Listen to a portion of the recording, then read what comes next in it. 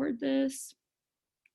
Okay, so it says pasture experiences. So it's based off of what we had spoken about yesterday. And just to give you a refresh on yesterday, if you didn't listen to the one yesterday, I did post the recording. I did personally think it was really good.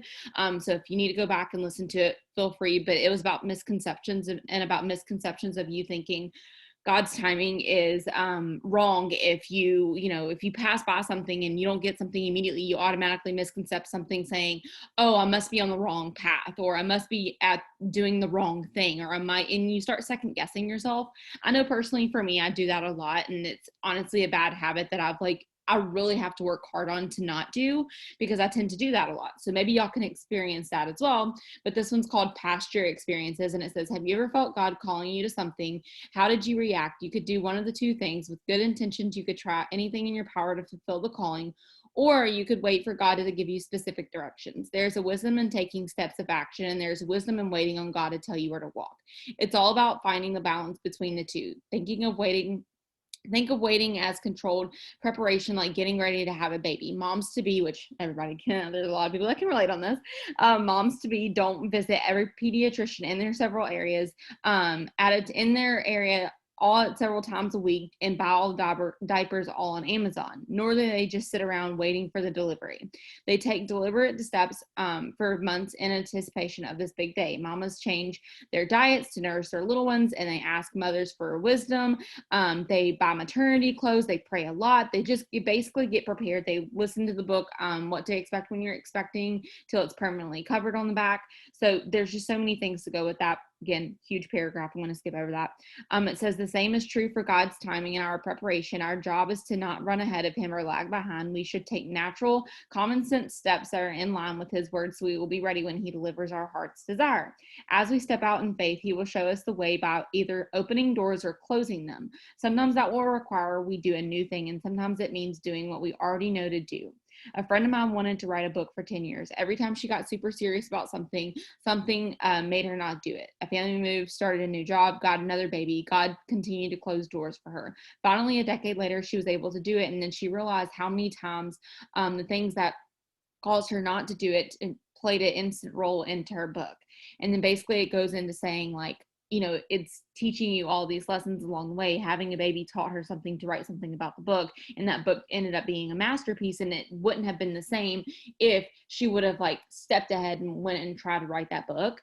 And it says, waiting in the pasture and tending sheep are difficult when we feel God has called us to do something different. Many of us Jesus girls are doers, creative with the nature to fix, nurture, and make things happen. Therefore, we don't easily accept an assignment to hang out in our pastures and do the same old things when new things need to be done. AKA if you're OCD, or if you are a red personality, you're like, oh, I need to go ahead and get it done. Nope, not even worried about it. Don't even want to hear about it. I just need to do it. Just tell me how to do it. And it says, and some of us Jesus girls are more cautious, creative, with timid hearts that seek confirmation. I would say that's more of me. I ask God a million times, and maybe y'all can relate to this too. I'm like, hey God, can you just make a book drop in front of me right now if you need me to say it? Oh, it didn't drop? Okay, cool. That means I must not do it. And then I ask for specific signs. So I'm a little bit more timid when it comes to taking new steps into something, because I personally don't want to take the wrong step.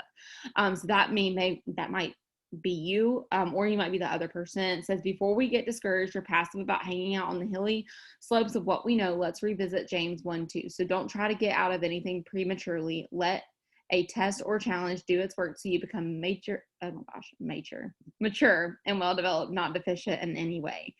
And then it just says, David approximately waited 10 years to be anointed by the king. Talks about all of that. And then it says, David's, our pasture experience will mature and develop us for the next season of our life. Lingering in our field will teach us the trustworthiness of God and the vastness of his ways. If David had rushed to the palace, his kingship would have advanced quite differently. Yet if he hadn't taken the steps to get to the palace, he may never have been crowned. Who knows? We might not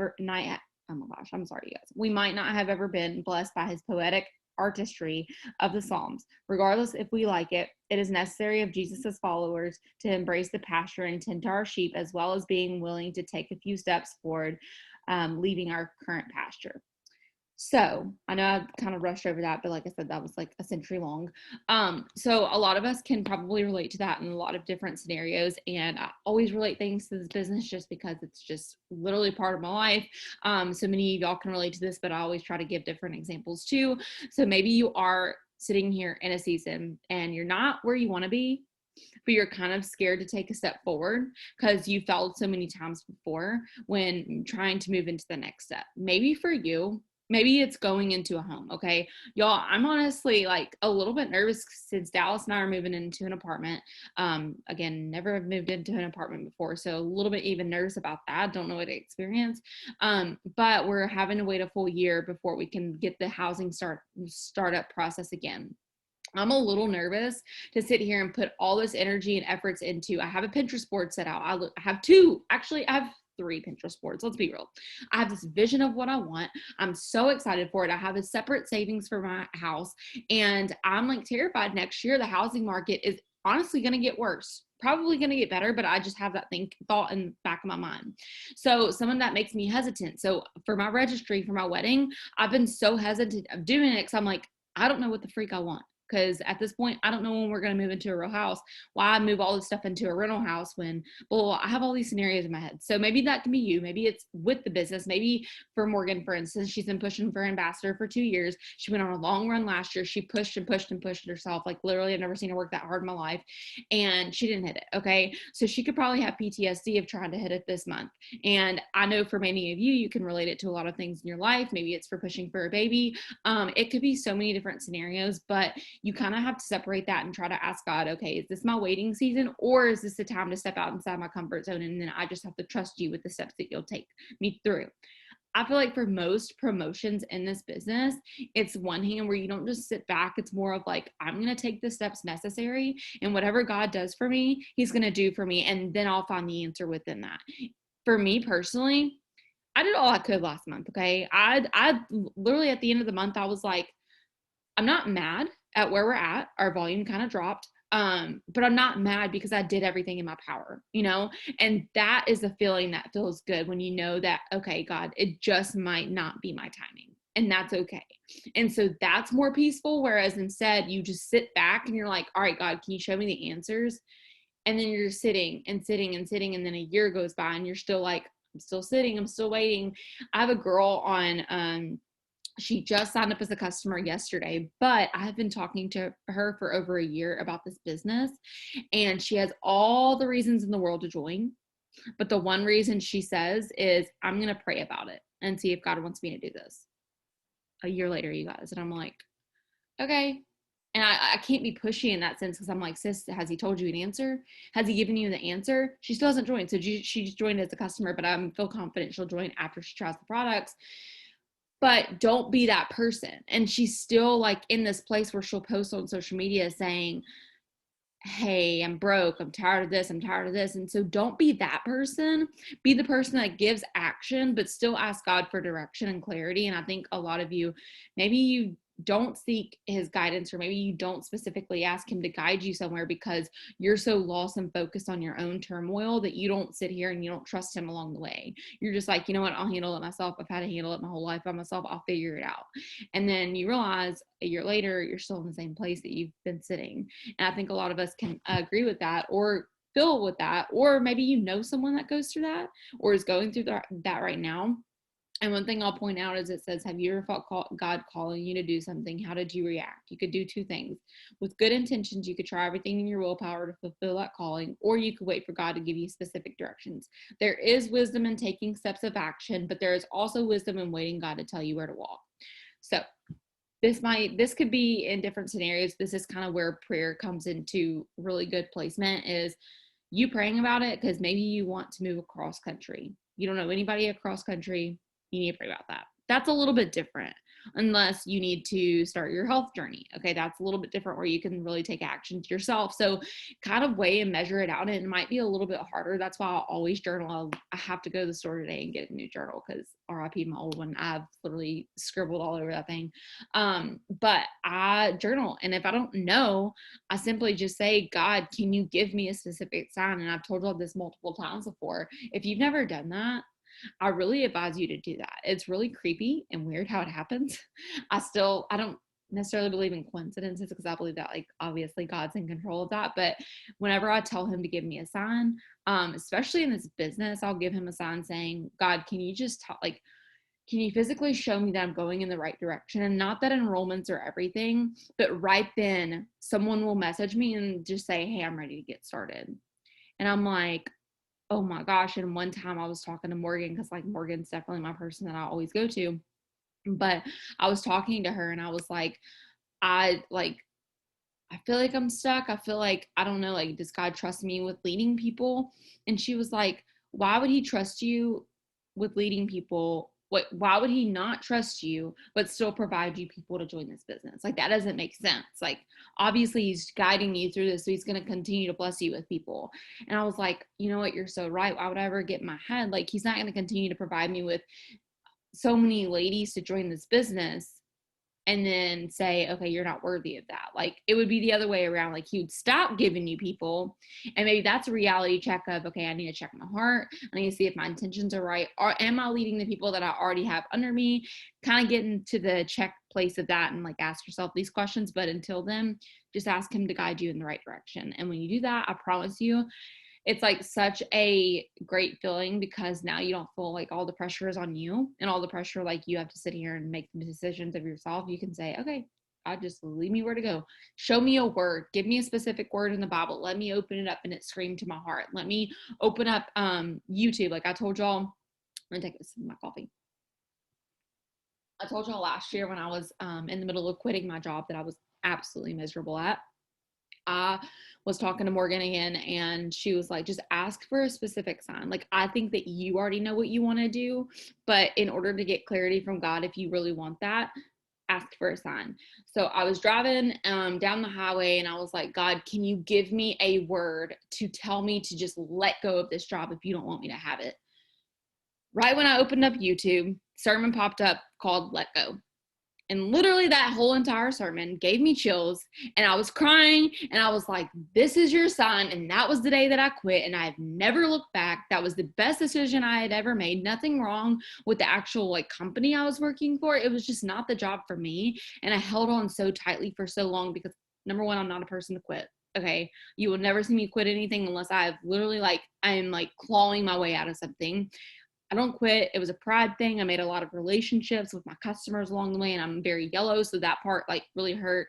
But at the end of the day, he was telling me like, sis, you need to let go. In that sermon specifically like spoke words into me. She like the sermon, she should have been like, hey Macy, I'm telling you at this, because like of how accurate it was.